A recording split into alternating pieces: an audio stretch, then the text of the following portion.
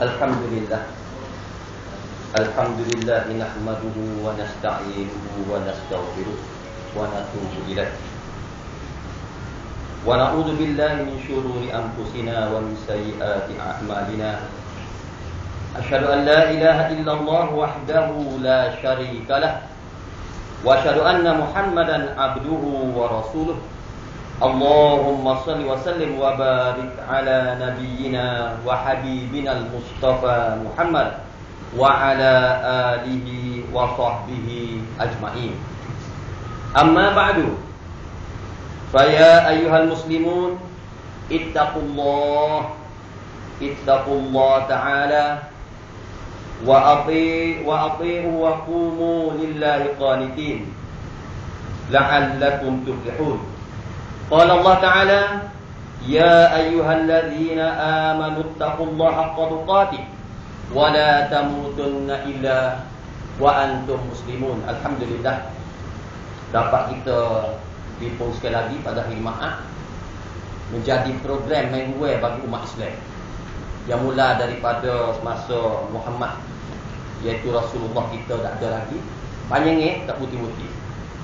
Selaku percakap mingguan bagi umat Islam untuk wipo Tuhan buat semaya Zuhur 4 rakaat ganti dengan program hari Jumaat, dan kurang pula semaya Jumaat ditinggal 2 rakaat saja diganti dengan 2 khutbah yang imam ataupun penggantinya wakilnya untuk nak beri nasihat mingguan kepada umat Islam keseluruhannya.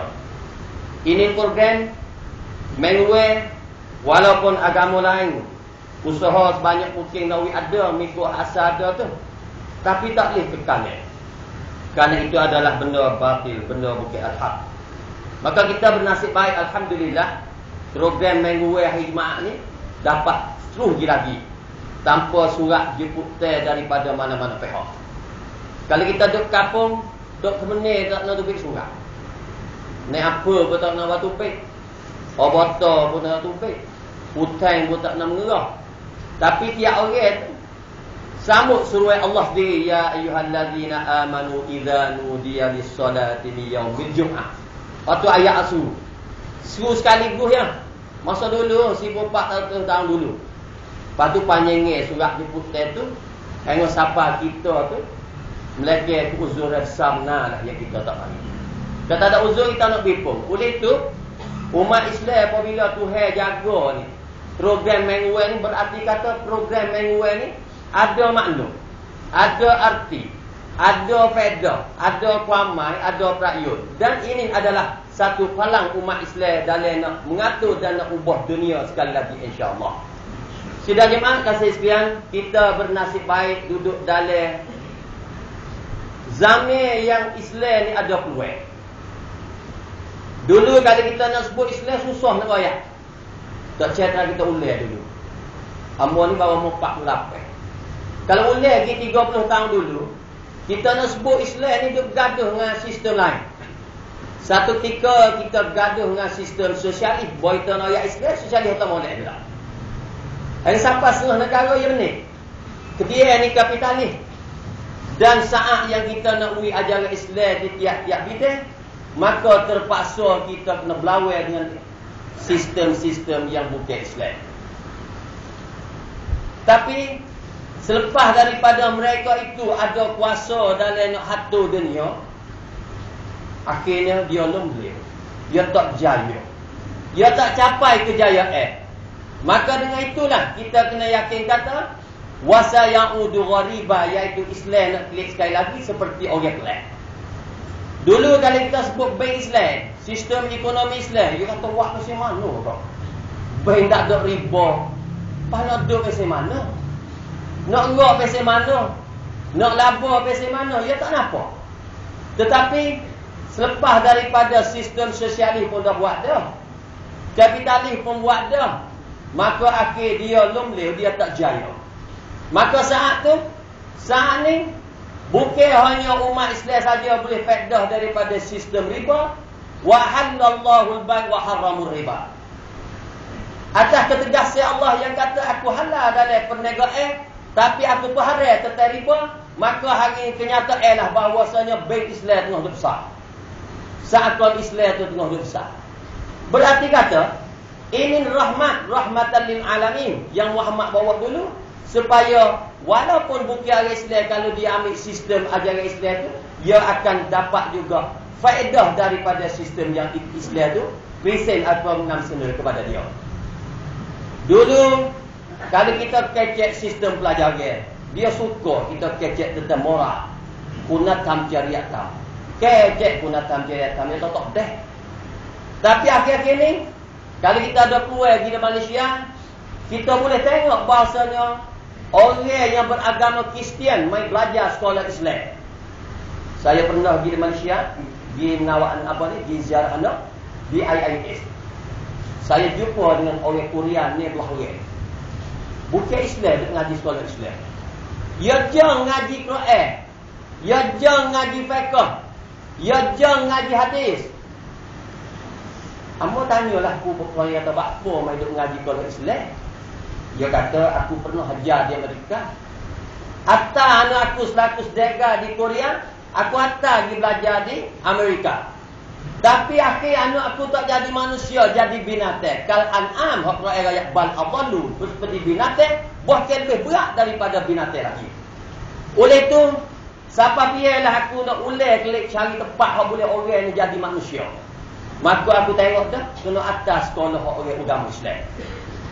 Cat Steven, sekolahnya diubur-ubur untuk nak masuk sistem pelajaran Islam dalam saat ni. Itu contoh nak rakyat kata, kita ni berdasik baik kerana badal Islam ghariban wa sayaudu ghariban kama bada'a. Fatuba lil ghuraba. Dulu Rasulullah bui ajaran kepada umat manusia masa tu. Umat manusia menentang. Kerana dia kata tak boleh nak jadi benda ni nak boleh. Tapi akhirnya dengan usaha, dengan sabar, dengan doa, dengan bermujahadahnya para rasul masa tu dan para sahabat, akhirnya timbulnya tiap sistem dalam masa tu mengikut agama Islam. Maka begitu juga hari ni dunia tengah huru-hara, negara kita pun huru-hara. Maka kita perlulah bagi kita untuk nak mempelajari Islam di dalam tiap-tiap media supaya nak memberi jalan keluar kepada umat manusia yang tunggu-tunggu bahawasanya dia habis pening dah, tak tahu nak pergi belah mana. Maka kita ni lah, umat Islam ni lah, untuk nak beri jalan keluar kepada mereka itu, insya-Allah. Walau bagaimanapun sidang jemaah sekalian, kita tak boleh nak wasa yang udu ghariba sekali lagi.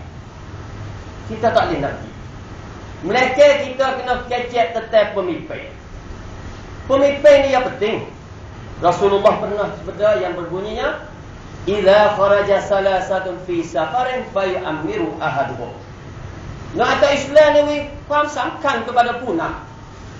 Bukan hanya duduk bertapak dalam satu kampung saja samkannya punah. Hanya kalulah mung nak keluar di dalam satu musafir, terdirinya daripada salasah 3 orang naik. Maka mung kena latih salah seorang daripada 3 itu selaku pemimpin. Sekian selagi nak kita ni sudah semaya besar kan? Kita 3 orang naik kereta si berat tu. Lagi rata ni nak sapi. Tapi atas kereta tu ada 3 orang. Maka Rasulullah tak mung kena letak salah seorang tu jadi amir. Apa tah di dalam satu masyarakat umat Islam. Mau tak mau, nak ke tak say, suka ke tak suka, mesti kena ada pemimpin. Oleh itu Rasulullah SAW, dia terbaiknya jahat satu masyarakat terdiri daripada orang 2 kumpulan, iaitu al-ulama wal-umara, iaitu tok guru dengan pemimpin. Tok guru, tok imam dengan ayuk obotong dengan tok nebak. Puteng atau guru pondok. Soalnya dua ni yang kena guru. Tidak yang ada selahing. Selahing mana? Tok guru, tok imam ajak masuk subjek, punam ajak masuk karaoke. Dia nak selahing maksudnya. Pening rakyat. Oleh itu al-ulama wal-umara yang kena gigu. Barulah kita tu nak boleh buat satu tugas. Dalam saat dunia ni mau kepada jalan keluar mengikut hak Islam ajar ni, maka kita perlu kepada seorang, 2 orang, 3 orang pemimpin mengikut keadaan yang bertepatnya. Terutamanya dalam negara kita, kita bernasib baik. Dia kena ada peluang pilih pemimpin. Kita ada peluang nak sanha pemimpin. Kita ada peluang nak tentang pemimpin. Islam dah berlaku tiga-tiga tu. Tentang sanha ลือกตั้ง mengikut keadaan. Tapi ada ciri-ciri dia. Ada cara dia. Ada kaedah dia. Maka yang pentingnya dalam seorang pemimpin ni dia pasti bersifat dengan sempurna mengikut syarat-syarat yang Islam tu tentu. Maka hari ni bernasabah kita mai pun dia, maka saya cuba nak baca sifat pemimpin kepada wibuah kita tahu supaya menjadi padume, jadi neutral. Biar kita nak letak pemimpin, ada kita ni pilih kucah barang, ikut rasa, ikut kandok, ikut nafsu, ikut awak, tak boleh Islam. Maka marilah kita dengar sifat pemimpin yang di dalam satu buku dia sebut, dia kata ada 13 sifat. Yang pertama, sifat pemimpin mesti orang yang bertakwa kepada Allah. Kau pertama lah tu, takut Tuhan. Ialah ni terutamanya, kalau tak takut Tuhan ni, dia buat belakang. Kalau dia merata, dia berani kelong kalau tak takut Tuhan. Asal yang ni popocor tu nampak sebab popocor nanti dia bodoh. Tapi kalau dia takwa kepada Allah, pernah satu kisah dari Umar bin Abdul Aziz, Umar ibn Khattab. Seorang tino suruh anak dia campur susu dengan air di nahri. Yang Umar ibn Khattab ni yang newa. Dia ada ceroboh di malam. Dia newa lagi, takutnya rakyat tu susah. Maka dekat-dekat di nahri, belum waktu subuh, dia pergi jumpalah satu buah rumah yang dua orang tengah duduk kecil, iaitu mak dengan anak tino. Dia katakan, hei anak, ambillah susu tu campur-campur air. Cepat sikit nak cerah orang ni. Dia orang nak beli, nak kita nak ni, nak kita laksud pula ni. Maka anak kata, hei mak, tak boleh kita nak campur air kerana Umar ibn Khattab tengah telah keluar perak banjak berkena campur susu dengan air. Salah unai-unai hak Umar ibn Khattab tu letak.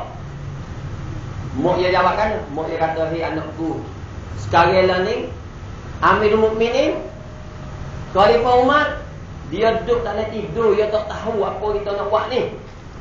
Maka dengan jawab mak tu, kalau kita fikir telah cukup alasan yang anak seorang anak tino nak campur air dengan susu untuk nak uji jamnun tu banyak. Tapi anak yang bertakwa kepada Allah, dia kata kan? Dia kata, hei mak, walaupun Umar ibn Khattab tak tahu apa yang kita nak buat, tapi Tuhan Umar ibn Khattab ataupun Allah Subhanahu Taala tu, dia tahu apa yang kita buat. Oleh itu, sifat pemimpin yang pertama ni, dia kena ada takwa kepada Allah Subhanahu Wa Taala. Yang kedua, pemimpin mesti mengikhlaskan diri dalam menjalankan tugas harian mereka.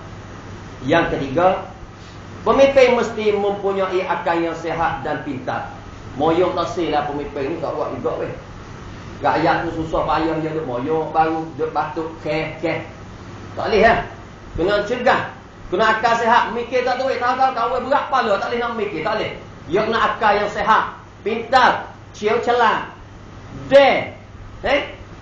Segala-gala dari otak dia tu. Yang keempat, pemimpin mesti berlemah lembut. Kena lemah lembut.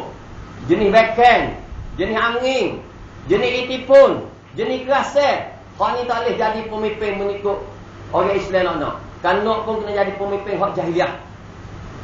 Hak Islam tak boleh. Kena berlemah lembut. Dan yang kelima, pemimpin mesti berani menegak kebenaran. Lemah lembut dia tu bukan takut. Dia berani, tapi berani menegak kebenaran. Berani menegak kebenaran, lemah lembut dengan rakyat. Yang keenam, pemimpin mesti merendah diri dalam arti kata tidak berbangga dengan pangkat dan jawatan. Tak boleh buta sayap. Bukan kata jadi obotor tak. Jalan tak dapat tanah dah. Buka sayap, akik bau, tak boleh. Dia kena rendah diri dalam arti kata tak bangga apa dia dengan tamnen hak yang ada. Dia anggap kata tamnen yang ada itu adalah satu kerangka, satu alat dalam dia nak beri faedah kepada umat Islam insya-Allah. 7. Pemimpin mesti suka memberi kemaafan. Dendam tak boleh pemimpin. Umur kita ni jenuh benar, biasanya tak boleh. Tak boleh beri maaf. Kawan tak jauh siapa mati, kawan ambil klik syah. Waktu dia jadi tu. Jadi pemimpin Islam tak sih. Kena suka memberi kemaafan. Lapar, pemimpin mesti tidak cepat naik kemarahan. Biasanya mongoh. Panas tak iya tu tak boleh. Mongoh mata. Ikut dia bubuh. Dia pun naiklah marah. Dia ambillah satu sikap yang bukan-bukan. Dia ambil satu sikap yang menjadikan huru-hara dalam masyarakat. Tak boleh. Pemimpin tak boleh cepat naik kemarahan. 9. Pemimpin mesti menepatkan janji. 10. Pemimpin mesti menjauh diri dalam kemungkaran. Benda mungkar kena jauh. Nak pakat lipat tak molek tak boleh lah pemimpin. Termasuk juga mungkar yang berlaku dalam kampung pokok.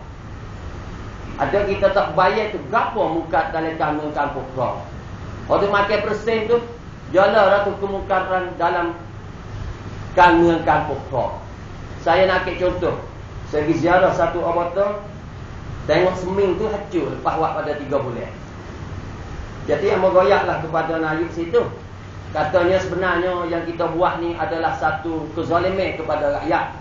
Kerana hak batas tu adalah hak-hak rakyat. Mereka undang-undang yang suruh kita buat neci. Kita buat tepi yang neci. Tengah tu tinggal 3-4 inci ya. Moga pakat tu makan persen ni. Maka saya nasihatkan kepada dia. Kalau kita ni pemimpin, kita ni nak kampung, kita ni pemerintah, walau semis bukuh pun yang kita makan dalam wak jalan tu, maka lain daripada kita salah dengan Allah Subhanahu Taala, kita salah juga dengan rakyat kerana itu adalah hak rakyat. Maka dengan hanya taubat kita minta maaf kepada Allah tak cukup. Kerana kita telah berdosa dengan rakyat semua, maka tak urut kita nak pergi minta maaf belum pada kita nak mati dengan semua itu buku yang kita curi masa wak batas di dalam kampung-kampung itu. Ini adalah satu kemungkaran contohnya. Oleh itu, pemimpin mesti menjauh diri dari kemungkaran. Pemimpin mesti bersikap adil dalam urusan. Kena wirata. Dulu banyak benar tak adil ni. Duit orang tua tolong tu calana dah. Orang nak boleh, orang jauh tak boleh. Misalkan. Itu adalah tidak adil di dalam urusan. 12. Pemimpin tak boleh mencaci dan mencela orang lain. Nyicir orang lain tak boleh. Ya boleh dia milih nak jadi kan ni. Orang lain yang cicir habis tak kena berlaku. Dia kena. Cik nak beri orang pilih dia. Golek nak berlaku kau milih. Dan 13. Hak pentingnya tidak boleh tidak membuka rahsia keburukan orang lain. Golek kita korek habis. Pasal mana belah mana kita tahulah. Kita apa ni? Lepaslah berita-berita di dalam apa ni? Di dalam apa? Di dalam kedai kopi. Supaya nak orang benci kepada orang hak kita tak sewi pilih dia dan supaya pilih kita, sokong kita kepada dalam satu menentukan pilihan pemimpin itu. Sidang jemaat yang kesidang itu adalah sifat pemimpin. Oleh itu kita selaku rakyat, kita selaku apa ni atau umat Islam, kita kena ambil paduan inilah dalam kita nak menentukan pemimpin tiap mereka. Kita nasib baik boleh milih semua, boleh letak semua. Kita ada comrong pun boleh letak pemimpin. Kita ada komuniti pun boleh letak pemimpin. Kita duduk dalam kampung, kita ada peluang pilih Tok Nebel. Kita ada duduk dalam organisasi, satu gerakan kita boleh letak amir organisasi itu. Kita duduk dalam tambun, kita pilih Oboto, Nayuk. Kita pilih dalam jawab Hutan, Sojo, Sowo dan lain-lain lagi. Oleh itu, kita kena ambil panduan-panduan yang amba baca daripada buku yang amba pergi ni insya-Allah. Sidang jamaah sekalian, kanulah kita tu tak buat turut tu apa ke akibat akhir hadis pada ini. Rasulullah sallallahu alaihi wasallam sabda yang berbunyinya, man waliya min amril muslimina syai'an fa walla rajulan wa huwa yajidu man aslaha lil muslimina min faqad khana Allah wa rasulahu wa fi riwayat khana al mu'minin wal hakim. Hadis rawal hakim. Yang bermaksud sikap dia, cara sikap yang mudah-mudahnya dia kata, sesiapa yang meletakkan satu tugas kepada orang, serah satu kerja orang Islam kepada seorang, kepada satu tim, kepada satu kelompok, Bahkan dia tu tahu kata ada orang lain yang bernasabah daripada yang dia letak. Dia kacau juga. Dia tak boleh lah ni waris kawan. Dia ni gini, dia ni gitu. Kawan tahu dia tak bernasabah, tapi kawan kena letak juga. Maka kalulah dia letak, bahkan dia tahu kata dia ni tak sebenar, maka puak ni adalah khan Allah, puak ni puak khianat Allah. Allahu Akbar. Kena kedi juga. Kena kedi juga, tak kena. Kih latih pemimpin tak kena. Khan Allah, mu telah khianat kepada Allah wa rasulahu, dan mu khianat kepada rasulmu iaitu Muhammad sallallahu alaihi wasallam. Dan riwayat lain kata khanal mukminin, mu khianat kepada para mukmin itu semua. Habislah. 3 keratung kena. 1 khianat Allah, 2 khianat Rasul, 3 khianat mukmin. Apa Rasulullah tekan sangat kena hamba rakyat dakwah? Kalau pemimpin itu tak kena, maka hancur masyarakat kita. Hancur masyarakat kita. Pernah sahabat tanya Rasulullah, "Idza dhiyatil amanah fantazirus sa'ah." Wa qila, "Ya Rasulullah, wa ma idha'atuha?" Qala, "Idza wusidal am ila ghairi ahliha fantazirus sa'ah." Allahu Akbar. Rasulullah kata, "Hei sahabatku, kalau pecahnya amanah, fantazirus sa'ah, mu tunggalah sa'ah hancur." Wa qila, "Ya Rasulullah." Sahabat tanya Rasulullah, "Wa ma idha'atuha?" Apakah maksud hancur tu amanah tu? Qala, sahabat Nabi pun jawab, "Idza wusidal am ila ghairi ahliha fantazirus sa'ah." Yang bermaksudnya, kalau musuh satu kerja kepada orang, bahkan dia tu bukan orang yang reti hatu, bukan pucau can, bukan orang ada ilmu hatu, maka fantazirus sa'ah, mu tunggulah saat kacuran. Oleh itu, kita tak pelik kalaulah sekarang masyarakat umat kita terhancur kerana salah satu pucau yang kita meletak orang ghairi ahliha, iaitu orang tak reti hatu. Banding seperti nak bagi kereta ambil lecah umum, maka tak boleh jadi kereta tu nak bagi kepada guna baik. Maka itulah bagi cerakahnya tebah mo ini. Amo ni suka baca tebah ni kerana dia putai.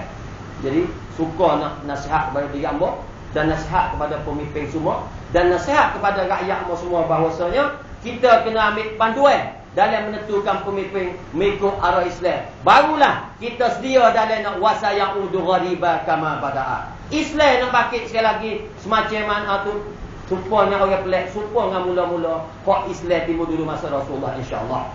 Maka ya Allah ya Tuhan kami, tunjuklah kepada kami pemimpin yang comel, yang molek, yang betul apa yang isi tebah ni. Mudah-mudahan supaya menjadi pemimpin dan kepada kami menuju ke arah bahagia di dunia dan selamat di dunia dan di akhirat nanti. Amin ya rabbal alamin. A'udzubillahi minasyaitonir rajim. Laqad kana lakum fi Rasulillahi uswatun hasanah liman kana yarjullaha wal yawmil akhir wa dzakarallaha katsiran. Barakallahu li wa lakum fil Qur'anil azim wa nafa'ani wa iyyakum bil ayati wadh-dhikril hakim wa taqabbala minni wa minkum tilawatan innahu huwas samiul alim. Aqulu qawli hadza wa astaghfirullahal azim li wa lakum wa lisa'iril muslimina wal muslimat wal mu'minina wal mu'minat fastaghfiru wa ya fawzal mustaghfirin wa ya najatat taibin.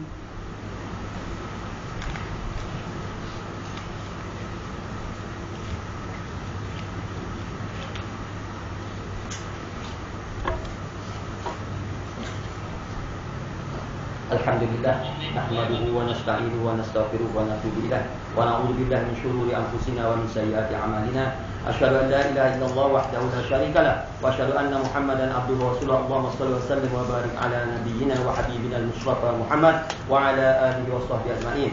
Amma ba'du, fa'usikum bi ayati Allah azza wa jalla faqad fazal muttaqun. Ya ayyuhalladzina amanu sabiru wa sabiru wa rabitu wattaqullaha la'allakum tuflihun. Innallaha malaikatahu yusholluna 'alan nabiy ya ayyuhalladzina amanu shallu 'alaihi wa sallimu taslima.